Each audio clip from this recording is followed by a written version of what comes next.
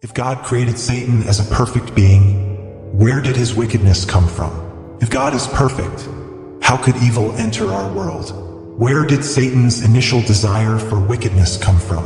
Like all angels, God initially created Satan through the ministry of his Son Jesus Christ, as confirmed in John. In the beginning was the Word, and the Word was with God, and the Word was God. He was with God in the beginning. Through him all things were made. Without him nothing was made that has been made. All creatures owe their existence to God, and nothing was created without him. It is important to highlight that all of God's creations were perfect, including Lucifer, who would later become Satan. If that is the case, how did imperfection and evil enter the world? How did humanity and even some angels become corrupted?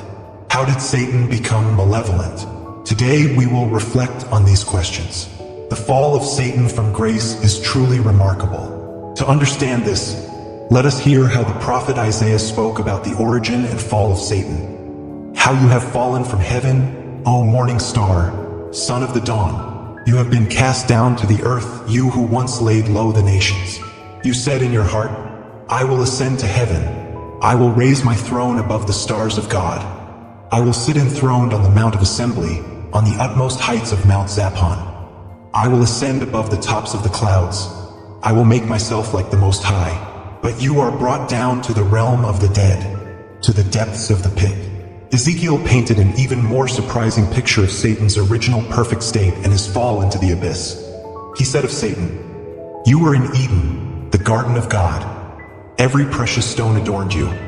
Sardonyx, topaz, diamond, turquoise, onyx, jasper, sapphire, carbuncle, emerald, and gold. Your settings and mountings were made of gold. On the day you were created, they were prepared. You were an anointed cherubim as a guardian, and I placed you. You were on the holy mountain of God. You walked among the fiery stones. You were blameless in your ways from the day you were created till iniquity was found in you.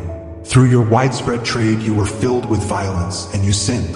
So I cast you as a profane thing from the mountain of God and expelled you, O guardian cherub, from among the fiery stones. When Satan rebelled against God, he not only brought God's wrath upon himself, but also convinced a portion of the angels to join him against God. Some estimates suggest that about 1/3 of the angels followed Satan in his rebellion. At this point, Satan and his angels truly became evil and opposed to God, his divine plan, and the human beings he created. The word perfection captures the exceptional personal and moral qualities of Satan in his creation.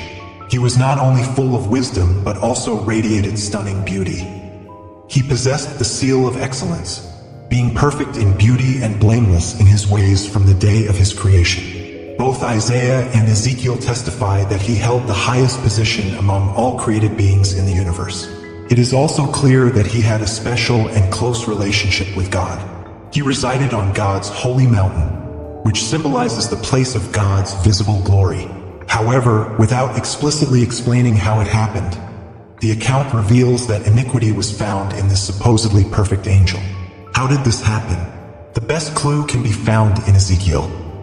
You became proud because of your beauty, and your fame corrupted your wisdom. So I cast you to the ground as a warning to other kings.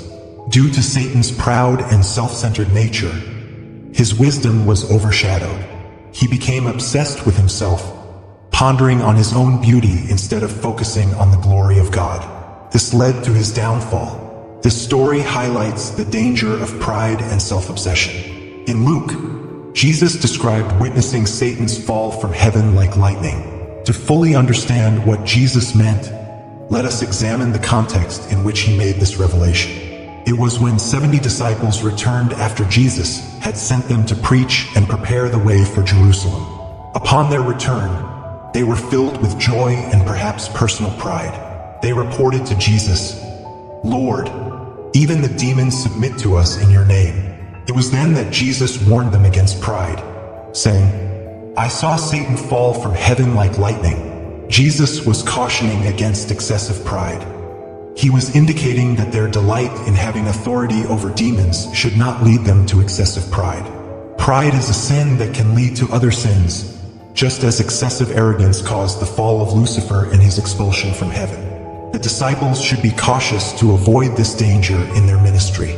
Lucifer had exalted himself due to his pride, and they should learn from his fall and remain humble in their ministry. As a consequence of his misconduct and rebellion, God dethroned Satan, and he was expelled from his privileged position on the holy mountain of God and came to the earth. After his original sin, his punishment awaits him in the form of eternal fire, as mentioned in Matthew. Satan brought evil into the world despite being perfect in his creation because evil originated in him as he developed pride and arrogance, turning something beautiful and perfect into sin and imperfection. Here are some of the things that pride led Satan to contemplate and attempt against God. He said, "I will ascend to heaven." Even though he already had access to the presence of God, Satan sought to reside in the place of God. "I will raise my throne above the stars of God."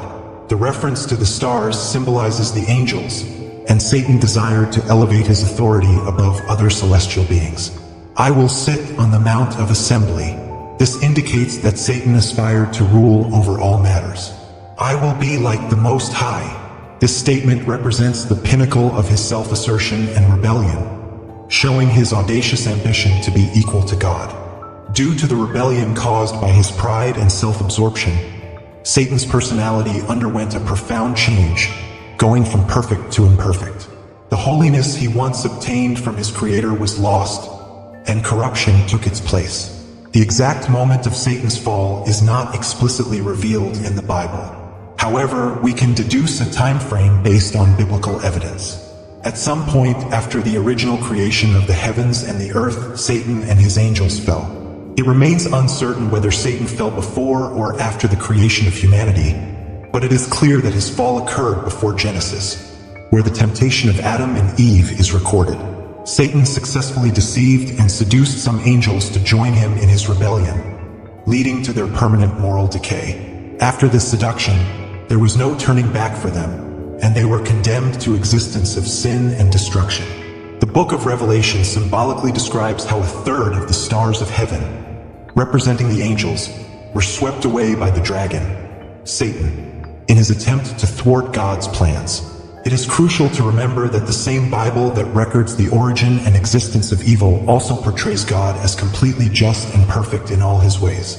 He views sin as extremely wicked and worthy of judgment.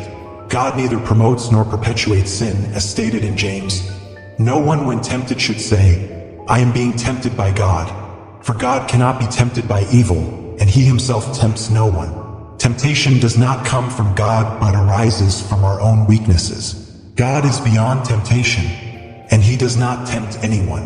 Satan, with his beauty, became a source of pride that ultimately led to his expulsion from God's presence. His own pride and self-importance corrupted his mind. He is still driven by pride, seeking to usurp what belongs to God. Understanding Satan's pride serves as a cautionary lesson for us, helping us to avoid such pride in our own lives through the empowering presence of the Holy Spirit.